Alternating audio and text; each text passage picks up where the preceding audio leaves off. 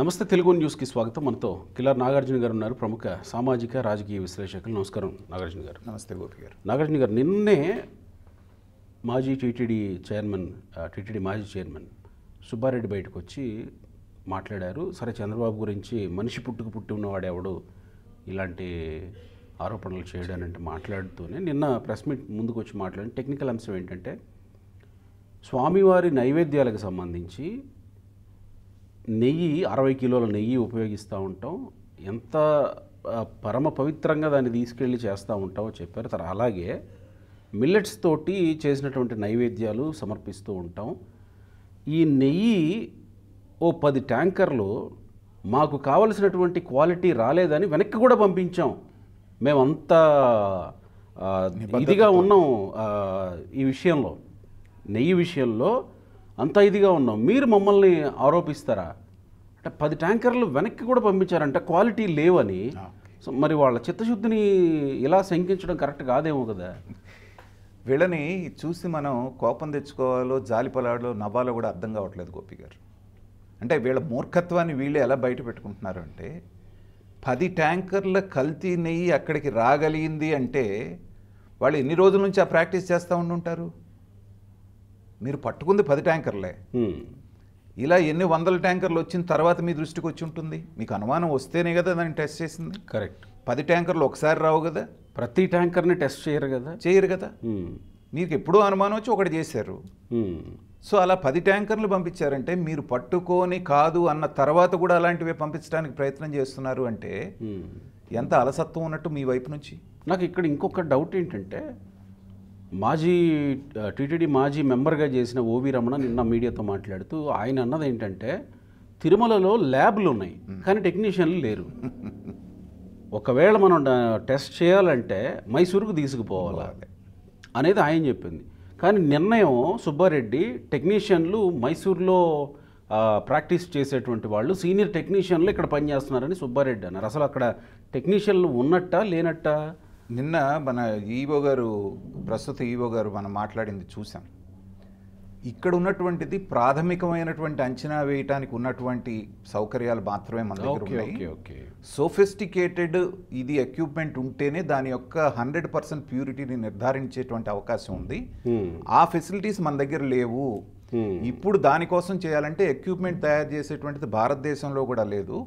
ఫారెన్లో ఎవరికో ఆర్డర్ ఇస్తే కొన్ని నెలలు పడుతుంది అది తయారు చేయడానికి అనేటువంటిది. దాన్ని మేము ఆల్రెడీ ప్రాసెస్ స్టార్ట్ చేసామని ఆయన క్లియర్గా చెప్పాడు. సో అంటే ఏదో ఉందంటే ఉందన్నటువంటి ల్యాబే కానీ నిర్ధారణ చేసేటువంటిది లేదు. ఒకటి. రెండవది, ఇక్కడ నేను పాలకి పాలు నీళ్ళకి నీళ్లు ఎలా చెప్తున్నానంటే, సుబ్బారెడ్డి గారు చాలా తెలివిగా చెప్పారు నిన్న. ఆయన దాంట్లోనే దొంగ దొరికిపోతున్నాడు చూడండి. శ్రీవారి నైవేద్యానికి 60 కేజీల నెయ్యి ప్రతిరోజు పడుతుంది. దాన్ని ఒక డోనరు మాకెక్కడో గుజరాత్ నుంచి తెప్పిస్తున్నాడు, రోజుకి ₹1,00,000 అవుతుంది ఆయనకని చెప్పాడు. అంటే అప్పుడు కిలో ఎంత పడ్డట్టండి? రోజుకు 1,00,000 అంటే దాదాపు 1800 కిలోలు, సుమారుగా ₹1,800 ఒక కిలోకి పడుతున్నాడు. అంటే దీంతో మాత్రం స్వామివారి నైవేద్యాలు పెడుతున్నారు. అంటే స్వామివారి నైవేద్యంలో కల్తీ లేదు. ఓకే. అంటే అక్కడ కొంచెం భయపడ్డారు, స్వయంగా ఆయన ఆరగిచ్చేదానికి పెడితే ఏమవుతుందని. ఓకే. ఆయన పేరు మీద అసలు తిరుమల అంటేనే ప్రసాదం అంటే గుర్తొచ్చేది మనకి తిరుమల లడ్డు. అవును కదా. దానికి కొన్ని టన్నుల నెయ్యి ప్రతిరోజు కావాల్సి ఉంది.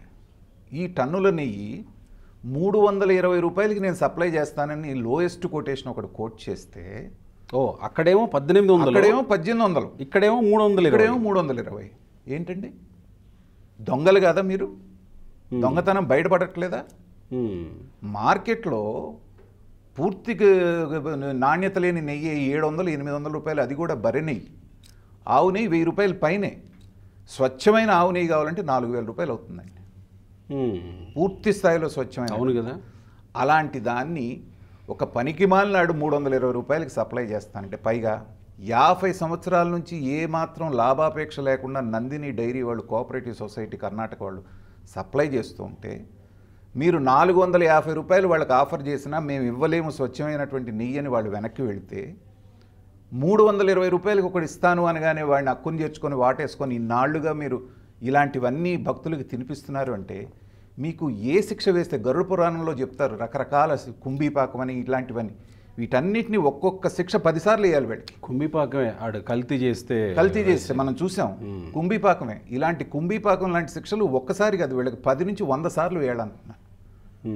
ప్రజల్ని మోసం చేశారు, ఓటర్లను మోసం చేశారు, చివరికి దేవుణ్ణి మోసం చేయడానికి కూడా. అంటే ఇక్కడే తేలిపోయింది కదండి. 60 లీటర్లేమో 1800 రూపాయలు, ఇక్కడికి వచ్చేటప్పటికి 320 రూపాయలు. అప్పటికి నందిని వాళ్ళు చెప్పారట, వాళ్ళ చైర్మన్ ఇచ్చిన స్టేట్మెంట్ అంత తక్కువ కోట్ చేస్తున్నారంటే మీరు క్వాలిటీ కాంప్రమైజ్ అవుతారు ఖచ్చితంగా అనేటువంటిది. అన్నప్పుడు కూడా లేదా? ఎంత వ్యవస్థ ఉంది? ఒక ఈఓ ఉన్నాడు, ఒక జేఈఓ ఉన్నాడు, దానికి ఒక బోర్డు చైర్మన్ ఉంటాడు, మెంబర్లు ఉన్నారు. గాడిదలు కాస్తున్నారా, నిద్రపోతున్నారా? ఇందాక నేను చెప్పినట్టుగా 2 కారణాలండి. ఒకటి, కలియుగ దైవం అనేటువంటి భావన, భక్తి వాళ్ళకి వెంకటేశ్వర స్వామి మీద లేకపోవటం.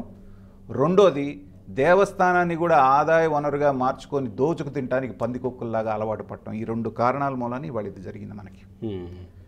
దీని ఎఫెక్టు ఇవాళ సద్బ్రాహ్మణుల దగ్గర నుంచి అందరూ నిష్టగా ఉన్నటువంటి వాళ్ళు కూడా, వాళ్ళతో కూడా ఇలాంటి అశుద్ధాలని తినిపించారుగా మీరు. అవును. ఇక్కడ ఇంకో పాయింట్ ఏంటంటే, పక్కనే ఉన్న కర్ణాటక నుంచి ట్యాంకర్ రావాలంటే 3-4 గంటల్లో వచ్చేస్తుంది. ఏ రాజస్థానో ఢిల్లీ అయితే ఎన్ని గంటలు పడుతుంది? ఖచ్చితంగా అన్ని గంటల పాటు నిల్వ ఉండడం, లేకపోతే ఏమంటాం ఆ క్వాలిటీ మెయింటైన్ చేయాలనంటే అందులో ఏం కలపాలి అంటే నేతిగా ఏం కలపాల్సిన నేతికి ఉన్న బ్యూటీ ఏంటంటే, మీకు నేతిని ఎంతకాలం నిల్వ చేస్తే అంత ఎక్కువ మెడిసినల్ వాల్యూస్ అంతగా పెరుగుతాయి. మీకు 4 సంవత్సరాలు, 5 సంవత్సరాలు, 10 సంవత్సరాలు ఆల్రెడీ అక్కడే ప్రాసెస్ అయ్యి నెయ్యి నేరుగా వస్తుంది. నెయ్యిగానే వస్తుంది కదా ట్యాంకర్లో. దానికేం ఇబ్బంది లేదు. కానీ కనీస కామన్ సెన్స్ అంటున్నాను నేను. ఓకే. మీరు 5వ తరగతి లెక్కలు వచ్చిన పిల్లాడికి కూడా బజార్లో నెయ్యి ఎంతకు దొరుకుతుంది, 320 రూపాయలకి నెయ్యి ఇవ్వటం సాధ్యం అంటే వాడు కూడా చీ కొడతాడు.